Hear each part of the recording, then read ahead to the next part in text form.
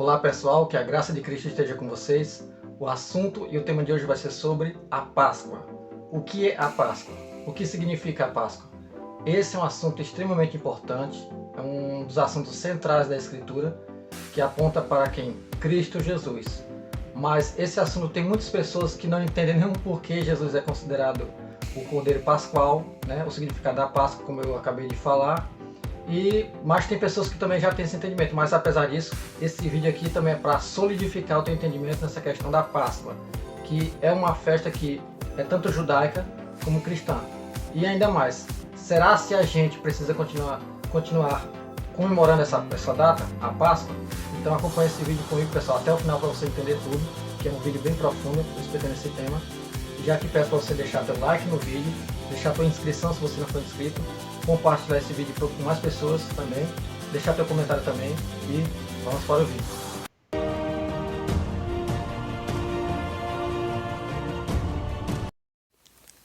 Pessoal, a gente vai iniciar essa leitura, né, para entender esse assunto profundo que é sobre a Páscoa, em Êxodo capítulo 12, a partir do verso 5.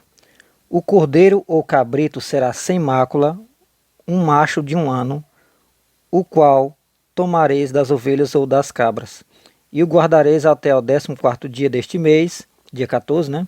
E todo o ajuntamento da congregação de Israel o sacrificará à tarde. Dois detalhes aqui, ó. O dia 14 do primeiro mês, que é o mês de Nissan, era o principal mês para eles, né? No caso, a partir daquele momento.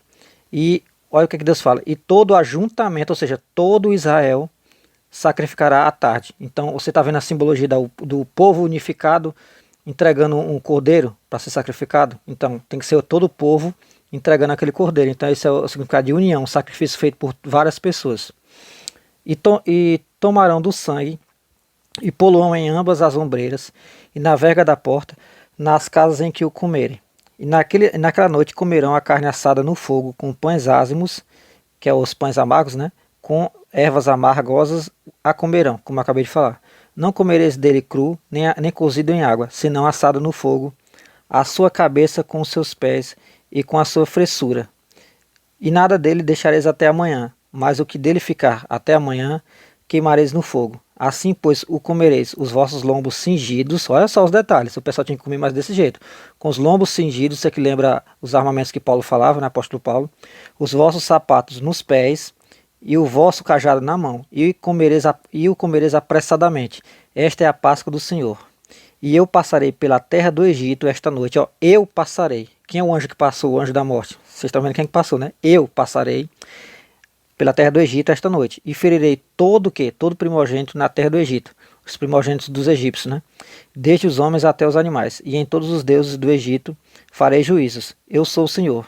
E aquele sangue vos será por sinal nas casas em que estiverdes. Vendo eu sangue, passarei por cima de vós, e não haverá entre vós praga de mortandade, quando eu ferir a terra do Egito. Então, pessoal, não vou ler aqui, mas Deus faz essa punição aqui, também porque o faraó mandou matar todos os filhos, quando ele começou a perseguir as crianças recém-nascidas de Israel, né, porque ele estava achando que a nação estava crescendo muito dentro do Egito, e eles iam terminar sendo dominados por eles. Então, foi aquele episódio de Moisés, né, que Moisés foi salvo, né, nas águas. A maneira ele colocou ele no cesto. Então, Deus pegou e vingou isso aqui. Todo primogênito dos egípcios, tanto animal como o ser humano, Deus levou eles e, né, matou eles também, nessa vingança aqui. E olha o que Deus fala. Eu passarei pela terra do Egito. O anjo da morte, pessoal, que passou lá, foi o próprio Deus, que é o anjo do Senhor. Que quem estuda a Escritura, principalmente no Velho Testamento, percebe a figura do anjo do Senhor. Eu vou colocar para vocês aqui o significado original da palavra Páscoa, só para título de curiosidade para vocês aqui. Aqui, pessoal, então, o significado da palavra Páscoa. Pekash, né? Que é sacrifício. Que o significado original, ele vem do quê? Ela significa passar por cima, saltar por cima, ou seja, passagem. Então, a passagem do anjo pelo Egito, né, que trouxe aquela mortandade, ele está ligado a essa Páscoa. Então, a palavra Páscoa tem significado de pekash, passagem por cima, né, ou a travessia, atravessando, passando por cima, saltar por cima. Outra leitura rápida que a gente vai fazer aqui, pessoal, só para você estar vendo essa questão da Páscoa, está em Números capítulo 9, verso 4 e 5. Disse, pois, Moisés aos filhos de Israel que celebrassem a Páscoa. Então celebraram a Páscoa no dia 14 do primeiro mês, pela tarde, né? Esse pela tarde também é interessante, pessoal. Fala do mesmo momento em que Cristo foi crucificado também. No deserto do Sinai, conforme a tudo o que o Senhor ordenara a Moisés, assim fizeram os filhos de Israel. Então vocês estão vendo aqui, né? Isso aqui já é no deserto, o pessoal já praticando a festa da Páscoa que Deus ordenou. Essa outra passagem aqui, pessoal, que é uma passagem conhecida, né? Vocês vão conhecer rapidamente, que é para vocês entenderem mais ainda, a levar vocês a essa profundidade do significado do sacrifício da Páscoa. Então falou Isaque a Abraão, seu pai, e disse: Meu pai. E ele disse: Eis-me aqui, meu filho. E ele disse: Eis aqui o fogo e a lenha, mas onde está o cordeiro para o holocausto? E disse Abraão: Deus proverá para si o cordeiro. Deus proverá para si o cordeiro para o holocausto, meu filho. Assim caminharam ambos juntos. E chegaram ao lugar que Deus lhe dissera. E edificou Abraão ali um altar, e pôs em ordem a lenha, e amarrou a Isaque seu filho, e deitou-o sobre o altar em cima da lenha. E estendeu Abraão a sua mão, e tomou o cutelo para imolar o seu filho. Mas o anjo do Senhor lhe bradou desde os céus, e disse: Abraão, Abraão. E ele disse: Eis-me aqui. Então disse: Não estendas a tua mão sobre o moço, e não lhe faças nada, porquanto agora sei que temes a Deus, e não me negaste o teu filho, o teu único filho. Declaração interessante, hein, pessoal? Não me negaste o teu filho, o teu único filho. Quem é o filho unigênito de Deus? O único filho dele unigênito? Jesus Cristo. Então, a figura de Cristo aqui. Então levantou Abraão os seus olhos e olhou, e eis um cordeiro detrás dele, travado pelos seus chifres, no mato. E foi Abraão e tomou o carneiro, e ofereceu-o em holocausto em lugar de seu filho. Então vocês estão vendo aqui, ó. Deus já estava apontando o que ele ia fazer com quem? O filho unigênito dele, Cristo Jesus. Agora a gente vai fazer essa leitura em Isaías 53, a partir do verso 4. Verdadeiramente ele tomou sobre si as nossas enfermidades e as nossas dores levou sobre si, e nós o reputávamos por aflito, ferido de Deus e oprimido. Mas ele foi ferido por causa das nossas transgressões e moído por causa das nossas iniquidades. O castigo que nos traz a paz estava sobre ele, e pelas suas pisaduras fomos sarados. Todos nós andávamos desgarrados como ovelhas, cada um se desviava pelo seu caminho, mas o Senhor fez cair sobre ele a iniquidade de nós todos. Isso aqui vocês vão ligar aquilo que eu li lá atrás, do todo Israel sacrificando à tarde o cordeiro. Todo Israel ia fazer aquilo num sentido único, né? Sentido unificado. Então vocês estão vendo aqui essa ligação entre Cristo, o sacrifício dele por toda a humanidade, aqueles que creem nele, né? Melhor dizendo, e o povo que faz o sacrifício à tarde do cordeiro, todo mundo fazendo o mesmo ato, para mostrar essa suficiência do sacrifício de Cristo, que é uma vez feito por todos nós. Mesma coisa do cordeiro, fazia-se à tarde e é um sacrifício que valia por todo o povo. Todos nós andávamos desgarrados como ovelhas, cada um se desviava pelo seu caminho, mas o Senhor fez cair sobre ele a iniquidade de nós todos. E ele foi oprimido e afligido, mas não abriu sua boca. Como um cordeiro foi levado ao matadouro, e como a ovelha muda perante os seus tosqueadores, assim ele não abriu a sua boca. Da opressão e do juízo foi tirado. E quem contará o tempo da sua vida? Porquanto foi cortado da terra dos viventes, pela transgressão do meu povo, ele foi atingido. Então, pessoal, vocês estão vendo essa ligação entre o cordeiro pascual e esse sacrifício de Cristo. Agora a gente vai para o Novo Testamento, né? Para a gente começar a aprofundar mais ainda essa questão, qual a visão que os pregadores, que os homens inspirados relatados no Novo Testamento falavam a respeito de Cristo. Olha João Batista, o que é que ele falou quando viu Jesus? Evangelho de João, capítulo 1, verso 29. No dia seguinte, João viu a Jesus, João Batista, que vinha para ele e disse: Eis o Cordeiro de Deus que tira o pecado do mundo. Olha como é que João Batista, inspirado pelo Espírito Santo, citou Jesus Cristo. O Cordeiro de Deus que tira o pecado do mundo. A mesma função que o Cordeiro fez na festa da Páscoa, naquela passagem na terra do Egito. O povo foi protegido pelo sangue do Cordeiro e eles não foram mortos junto com os egípcios e os seus primogênitos. Já aqui no Evangelho de João, capítulo 6, verso 54, vai dizer o seguinte: Quem come a minha carne e bebe meu sangue tem a vida eterna, e eu o ressuscitarei no último dia.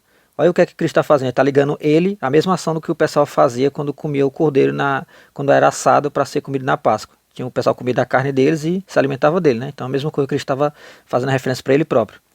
Porque a minha carne verdadeiramente é comida e o meu sangue verdadeiramente é bebida. Quem come a minha carne e bebe meu sangue permanece em mim e eu nele. Assim como o Pai que vive me enviou e eu vivo pelo Pai. Assim, quem de mim se alimenta também viverá por mim. Ou seja, a vida de Cristo foi transferida para a gente. Jesus Cristo doou a vida dele para a gente porque a gente já estava morto, nós estávamos mortos em nossos delitos e pecados. Já Cristo era o único ser humano vivo com direito a viver nessa terra, porque ele não foi dominado nem pela morte, nem pelo pecado e consequentemente não foi morto. Então ele passou a vida dele naquele sacrifício para todos nós. Por isso que ele é o dono da vida eterna. Olha o que é que Paulo vai falar aqui, ó. 1 Coríntios capítulo 5, verso 7. Purificai-vos, pois, do fermento velho, para que sejais uma nova massa, assim como estáis sem fermento, porque Cristo, nossa Páscoa, foi sacrificado por nós. Paulo tinha a visão, né? Claro, ele é uma pessoa bem profunda nesses entendimentos, e ele só deixou claro aqui que Cristo é a nossa Páscoa, Cristo é o nosso Cordeiro Pascual. Já aqui em Apocalipse capítulo 5, a partir do verso 6, vai dizer o seguinte: E olhei, e eis que estava no meio do trono e dos 4 animais viventes, e entre os anciãos um cordeiro, como havendo sido morto. Olha só quem está falando aqui, né? Esse cordeiro que havia sido morto, Cristo. E tinha 7 chifres e 7 olhos, que são os 7 Espíritos de Deus enviados a toda a terra. E veio e tomou o livro da destra do que estava sentado no trono. E havendo tomado o livro, os 4 animais e os 24 anciãos prostraram-se diante do cordeiro, tendo todos eles harpas e salvas de ouro cheias de incenso, que são as orações dos santos. Pessoal, não faz parte do assunto, mas deixa eu dar uma explicação breve aqui, porque isso é um assunto que tem que ser falado em outro vídeo, com mais profundidade. O que João viu aqui são visões. Não é que era um cordeiro mesmo ali que está no céu, não, viu? Isso aqui são visões. Deus colocou visões tipológicas para falar de assuntos profundos aqui. O cordeiro, os 24 anciões, toda a narração que vocês viram agora. Voltando para o assunto, então vocês estão vendo, aqui está falando quem? De Cristo, o cordeiro que foi morto.